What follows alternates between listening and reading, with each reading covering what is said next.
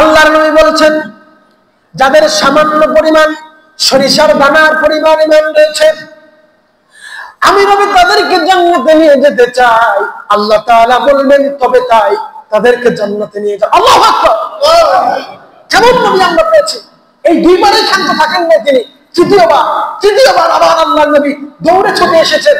জাহান্নামের মধ্যে অনেক উম্মতরা পুড়তেছে, আগুনের মধ্যে পুড়তেছে, তার আর সহ্য হলো না। তিনি আল্লাহ তাআলার কাছে এসে আবার পুনরায় সিজদারত অবস্থায় চলে গেল। ওয়া আহমাদুহু বিতিলকাল মাহামিদ ওয়া খায়রুল্লাহু সাজিদান, আবার সেই বাক্যগুলো বলতে থাকলেন, আবার সেই সিজদার মধ্যে পড়ে গেলেন। আল্লাহ তাআলা বলছেন, ফাকুলু ইয়া মুহাম্মদ, হে আমার হাবিব, হে আমার নবী, হে আমার পয়গম্বর, হে আমার উম্মত, হে আমার নবী, আপনার কি হয়েছে? কি লাগবে আপনার? আপনি আমার কাছে বলেন কি হয়েছে আপনার? আপনার মাথাটা উঠান। ওয়াকুল ইসমাআলাকা, হে আমার নবী, কি লাগবে আপনার? আপনি আমার কাছে বলেন। আল্লাহর নবী বলছেন, ওগো আল্লাহ, তাদের অন্তরের মধ্যে সামান্য পরিমাণ এতটুকু ঈমান ছিল, যারা অপরাধ করার পরে, খারাপ কাজ করার পরে তাদের মধ্যে অনুশোচনা এসেছে, যারা অনুশোচনা বোধ করেছে, আল্লাহ তাদেরকে আমি নবী জান্নাতে নিয়ে যেতে চাই। আমার সহ্য হচ্ছে না, আমার ভালো লাগছে না, আমার সেই উম্মতগুলো জাহান্নামের মধ্যে পড়ছে, আমার সহ্য হচ্ছে না। ওগো আল্লাহ, আমি তাদেরকে জান্নাতে নিয়ে যেতে চাই। আল্লাহ রাব্বুল আলামিন বলবেন, তবে বেশ, তাদেরকে তুমি জান্নাতে নিয়ে যাও।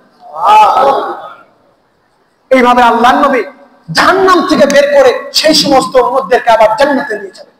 কেমন নবী আমরা পেয়েছি! সেই নবী আমাদের জন্য কত ত্যাগ করলেন।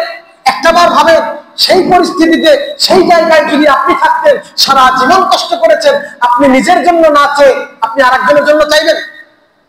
আপনি ভাবেন, আপনি যদি সেই পরিস্থিতি থাকতেন, আপনি আল্লাহ তাআলাকে বলতেন, আল্লাহ, আমার 10 তলা বিল্ডিং লাগবে, আমার এত সুন্দরী সুন্দরী ঘর লাগবে, আমার অমুক লাগবে, আমার তমুক লাগবে। আমরা তো এটাই চাইতাম, কিন্তু আল্লাহর নবী তিনি নিজের জন্য কিছু না চেয়ে তার উম্মতের জন্য চেয়েছেন। সুবহানাল্লাহ। কেমন নবী আমরা পেয়েছি! আমরা ভাবছি হাদিস বোধহয় এখানে শেষ না। আনাস ইবনে মালিকের কাছে যারা হাদিস শোনার জন্য এসেছিল, তারা হাদিস শোনার পরে তারা হাসান বসরির কাছে গেল, গিয়ে বলল, এইরকম হাদিস আমরা শুনেছি। হাসান বসরি বললেন, হ্যাঁ, এমনটাই তো হওয়ার কথা। তিনি বললেন যে তারপরে কি হয়েছে? বলে, তৃতীয় দফা আল্লাহর নবী এসেছেন। তিনি বললেন, আর কিছু কি তোমাদেরকে বলে নাই? বলে না, আর কিচ্ছু তো আমাদেরকে বলে নাই। এরপরের হাদিস তো আমাদেরকে শোনায় নাই। আপনারা কি বিরক্ত হচ্ছেন? এরপরের হাদিস তো আমাদেরকে শোনান নাই। তিনি বললেন, তাহলে আমাদেরকে শোনান। তিনি হাদিস শোনাচ্ছেন। আল্লাহ নবী রাহমাতুল লিল আলামিন, বিশ্ব নবী জনাব মুহাম্মদুর রাসূলুল্লাহ সাল্লাল্লাহু আলাইহি ওয়াসাল্লাম, তিনি আবার চতুর্থবারের মতো আবার ছুটে এসেছেন। আবার ছুটে এসে আল্লাহর নবী আহমাদুহু বিতিলকাল মাহামিদ ওয়া খায়রুল্লাহু সাজিদান, আবার সিজদারত অবস্থায় গিয়ে আল্লাহ তাআলার কাছে বলছেন, আল্লাহ, আমি চাই তোমার কাছে, আমি চাই তোমার কাছে।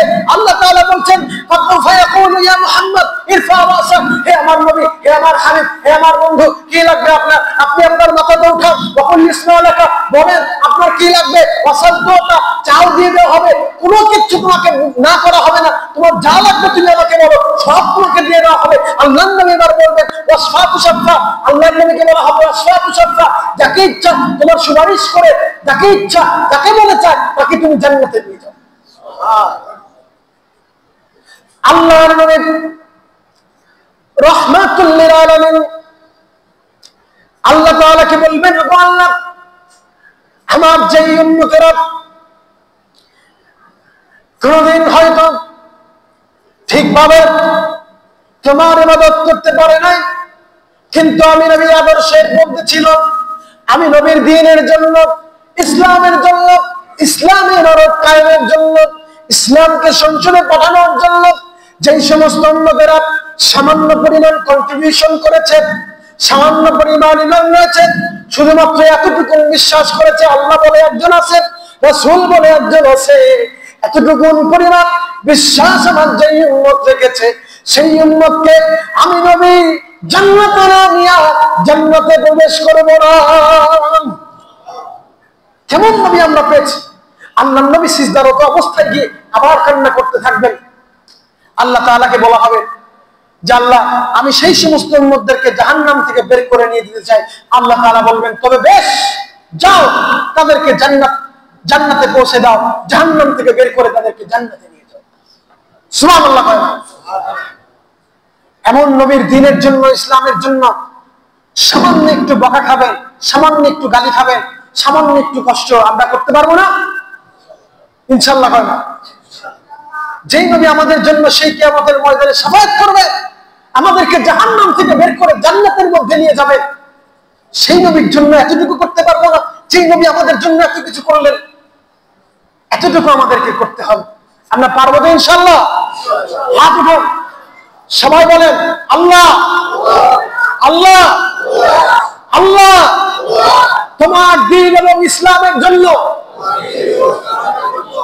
যতটুকু পারি করার চেষ্টা করব, কখনো বিরোধিতা করব না। ঠিক আছে?